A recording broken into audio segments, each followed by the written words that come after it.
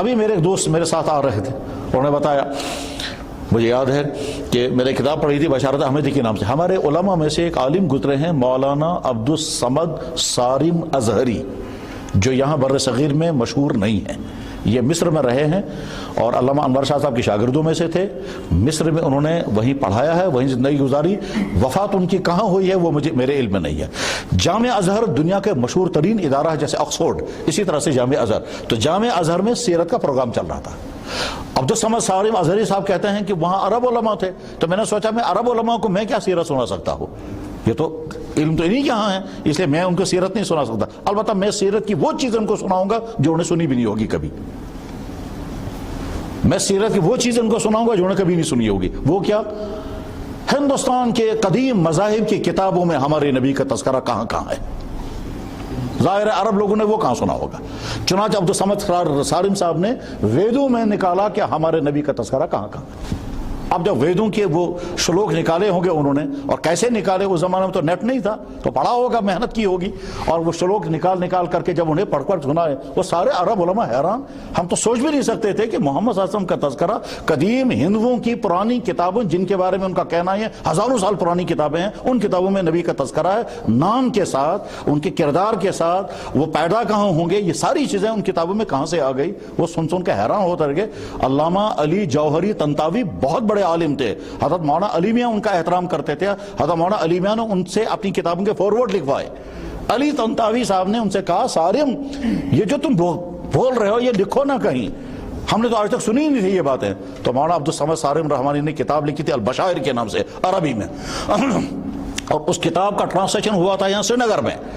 Translation کرنے والے کا نام تھا ڈاکٹر فاروق بخاری، یہ صاحبزادے تھے حضرت مولانا قاسم شاہ صاحب بخاری کے۔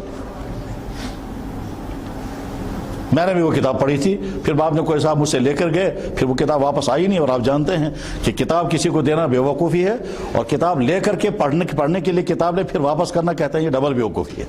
وہ کتاب ایسی چیز ہے، وہ کتاب واپس آئی نہیں۔ بہرحال تو ہندوؤں کی کتابوں میں محمد رسول اللہ کا ذکر جمیل موجود ہے۔ میں نے بھی ایک دفعہ کتاب پڑھی تھی بشارت احمدی کے نام سے، اور وہ بنارس کے کسی پنڈت نے ہمارے ایک عالم کو بتایا تھا، وہ عالم تھے میرٹھ کے رہنے والے، وہ بنارس گئے، وارانسی، وہاں ان کا بڑے بڑے مندر ہیں، اس پنڈت سے مل کر کے جو گفتگو ہوئی ہے تو پنڈت صاحب نے کیا کہا تھا، ہمارے ویدوں میں لکھا ہوا ہے کہ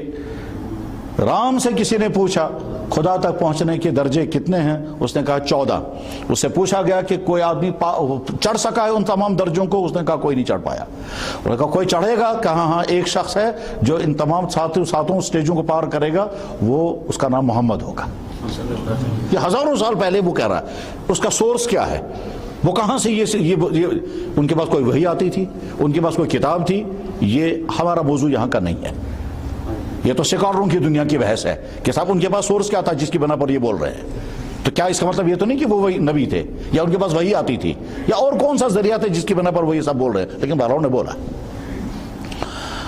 اس کا نام محمد ہوگا۔ اس نے پوچھا وہ کہاں پیدا ہوں گے، انہوں نے کہا پتھروں کی زمین میں۔ انہوں نے کہا وہ کہاں ہوں، پھر کیا ہوگا، کہ وہ کھجوروں کی زمین میں جائیں گے، پتھروں کی زمین مکہ ہے اور کھجوروں کی زمین مدینہ ہے۔ پھر کیا ہوگا، کہا اس کے نام کا ڈنکا پورے سنسار میں بجے گا، کیا مطلب پوری دنیا میں ان کا نام پہنچے گا۔ چلو جو ہوا، حضور کے زمانے، حضور کی موجودگی میں آپ کا ذکر جمیل دنیا کے ہر ملک میں پہنچا ہے، ہر ملک میں پہنچا ہے، یہاں تک کہ بھوپال کے راجہ نے اپنی آنکھوں سے دیکھا تھا شک قبر ہوتے ہوئے۔ ٹھیک، سندھ کے راجہ نے حضور کی خدمت میں ہدیہ بھیجا اور سونٹ بھیجی تھی۔ حدیث میں آتا ہے کتاب مستدرک حاکم، اس میں حدیث موجود ہے کہ حضرت صوبان رضی اللہ تعالیٰ عنہ کہتے ہیں کہ ارسل ملک الہند الی النبی جرتن، ہندوستان کے کسی بادشاہ نے نبی کی خدمت میں مٹکا بھیجا، فیہا زنجبیل، اس میں سونٹ تھی، ادرک۔ آپ علیہ السلام نے وہ ادرک لوگوں میں تقسیم کیا، صحابہ کرام نے کھایا، مگر ان کو تھوڑا تیکھا لگ گیا، اور عرب کے لوگ تیکھا کھانا جانتے نہیں تھے، اس لیے ان کو عجیب سا لگا۔ ادرک کے فائدے کتنے ہیں، دلچسپ بات یہ ہے کہ ادرک کا تذکرہ قرآن میں بھی ہے۔ زنجبیل عربی میں کہتے ہیں، اور زنجبیل کا تذکرہ قرآن میں ہے کہ جنت کے لوگوں کو زنجبیل یعنی ادرک کا جوس پلایا جائے گا۔ خیر، تو اللہ کے نبی کا تذکرہ پورے عالم میں پہنچا، سارے سنسار میں ان کا نام ڈنکا بجے گا۔ اس کے بعد پھر اس نے پوچھا کہ پھر کیا ہوگا، کہ جو اس کو مانے گا وہ سورگ میں جائے گا، جو اس کو نہیں مانے گا وہ نرک میں جائے گا۔ تو محمد صلی اللہ علیہ وسلم کا تذکرہ پورے عالم اور پوری کتابوں میں موجود ہے، اسی کا ذکر جمیل ہم نے پڑھا۔